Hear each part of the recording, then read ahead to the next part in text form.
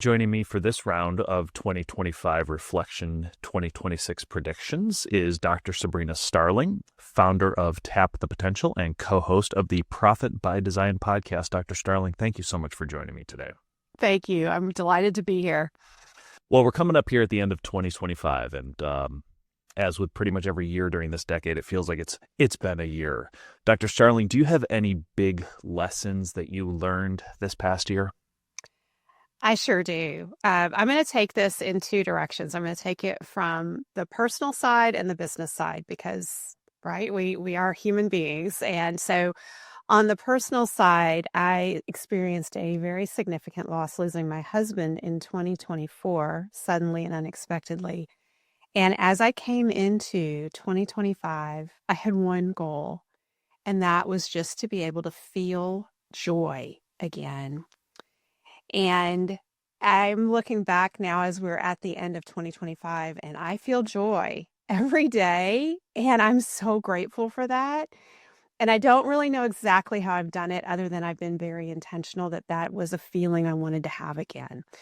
So I believe that the lesson in that for all of us is that we can be very intentional with our experience in life. And no matter what circumstance we are in, we have the ability to change how we experience it. On the business side, the coolest thing that my team has accomplished this year is our 95% renewal rate with our clients. So we coach business owners to take their lives back from their businesses. All of our clients are in established, growing businesses, and they're taking over their lives. And our promise is that we will deliver more time for what matters most and more money in your bank account than ever. In the coaching industry, the average retention rate into the first year of a coaching program is only 40%. That means 60% are dropping out. So if you are engaged in any kind of coaching program and you're not succeeding and you're frustrated with it, no, you're not alone. That's the typical experience because most coaching programs are not built to support you in being accountable and successful.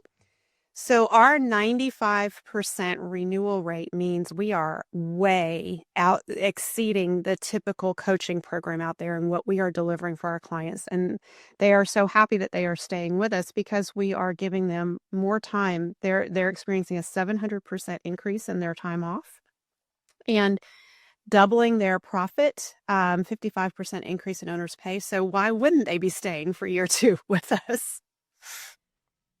I mean, the results speak for themselves. Not only are you assisting them, but it's assisting your business, which means that you guys are doing the right thing at that point. Yes, and that ties together with my first lesson, and that is whatever we become intentional about and focus on, we can find small steps to achieve what we're trying to accomplish. I love to hear that. On a personal note, we don't necessarily have to add this into the recording. I'm very sorry to hear about your husband. It also brings me a little bit of joy to hear that you have been able to find that joy again, because I can't imagine what that would be like. Yeah, thank you. Before we transition to predictions for 2026, was there anything in 2025 that caught you off guard? And this could be good or bad caught off guard, but as you look back at the year, is there anything that really just made you go, whoa? Yeah.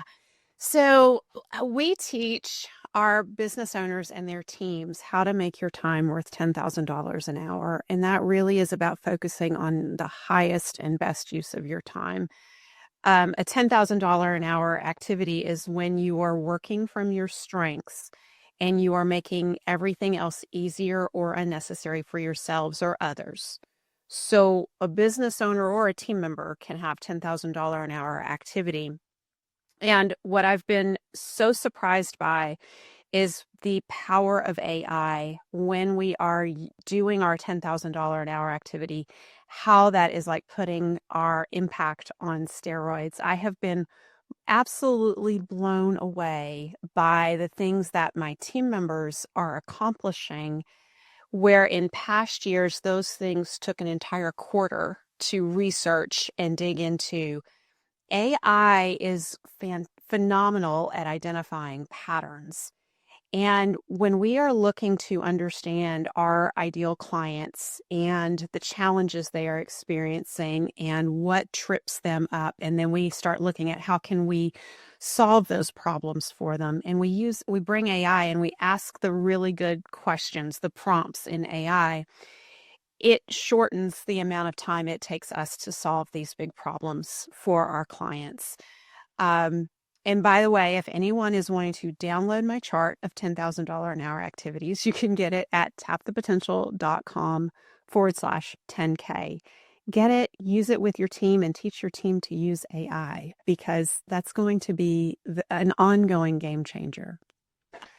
So it sounds like you and your team are currently using AI to help you shorten the time into which you can begin to deliver value to your clients. Is that a fair estimate of that? Oh, absolutely.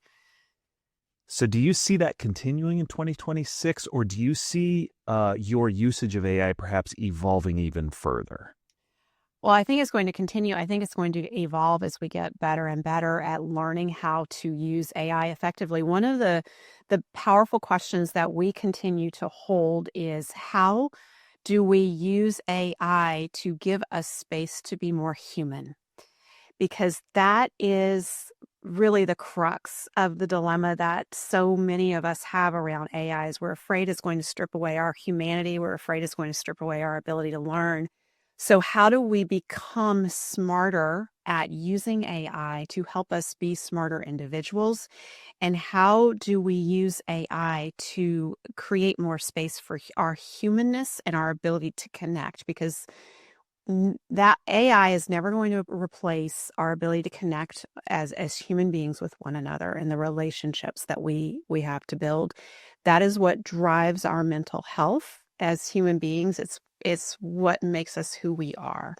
So we need to get better at that, and just holding that question of how do we use AI to improve our humanity, I think offers a lot of exciting possibilities for 2026 and beyond.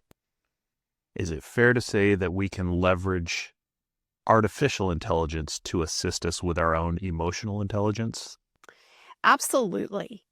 We have experiences with people asking questions that they feel afraid to ask another human being, that they're asking AI.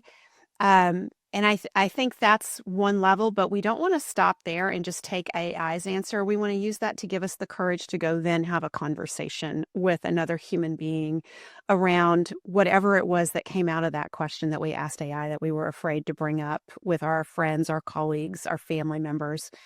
Um, that should never be replaced. Love it. That's such a great way to think about it. The machine doesn't replace us. It allows us to lean further towards our humanity. I love that. Yes, that's exactly what I was trying to say, Derek. Thank you. Do you have any broad predictions for what we will see in 2026 from a technology standpoint? We sort of touched on AI there a little bit, but other technology, other regulations, societal, like what's your crystal ball prediction for 26? So, one of the things that was just brought to my attention by a member of my team is how the algorithms, especially on LinkedIn, are favoring male dominated language. And I think that's something that we need to be very mindful of, that the algorithms mirror how we interact in society and our behavior. They're mirroring our behavior, they're reflecting patterns.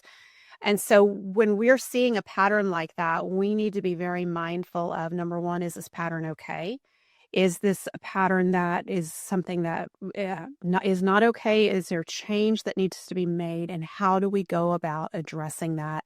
And I don't take it necessarily from an algorithm level. I look at it from a societal perspective. I think one of the biggest questions we have to solve as a society is empathy. And when we have political leaders who are saying we don't need empathy, that's where we're losing our humanity, and that's where things get very scary. So we need to look at, how do we bring in more empathy and treat it in a valued way. So well put. Yep, just empathic connection, I think, is something that we are at risk of losing ourselves. Okay, so that's a couple of things that prediction-wise, or things to watch for. Is there anything that you have that is a hope not? Boy, I really hope this doesn't happen in 26. So, Derek, I saw this question and I'm not going to answer that. And I'm going to tell you the reason I'm not going to answer it, because I believe that what we focus on grows. And when we focus on fear, we grow fear. We have the opportunity to approach life out of love or fear. And so the only thing that I hope doesn't happen in 2026 is that I hope I don't lose my ability to be resilient, because my ability to be resilient allows me to reach more people, more business owners, and support them in their resiliency. And there's always going to be challenges. There's always going to be curveballs thrown at us in life. And it's our ability to pick up and make lemonade from all the horrible things that we encounter, and go forward with that. So that's my hope, is I can continue my resiliency. That's a fantastic hope not. That is just fine. You hope that you don't lose all of that. That is fantastic.